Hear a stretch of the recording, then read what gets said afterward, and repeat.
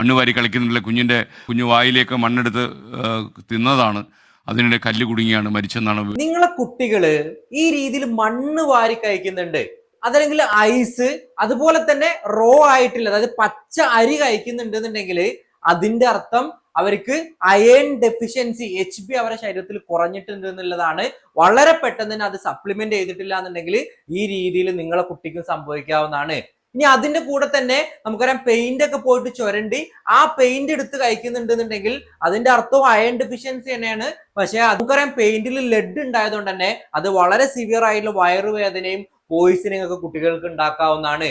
ഇനി ഏറ്റവും അവസാനമായിട്ടുള്ളത് പേപ്പർ ആണ്, അതല്ലെങ്കിൽ കാർഡ്ബോർഡുകളാണ് കുട്ടി കഴിക്കുന്നതെന്നുണ്ടെങ്കിൽ അതിന്റെ അർത്ഥം സിങ്ക് ഡെഫിഷ്യൻസി ആണ്. അപ്പൊ ഈ രീതിയിൽ ഭക്ഷണമല്ലാത്ത പദാർത്ഥങ്ങൾ കുട്ടികൾ കഴിക്കുന്നത് കണ്ടു കഴിഞ്ഞാൽ നിങ്ങൾ നിസ്സാരമായിട്ട് കാണരുത്.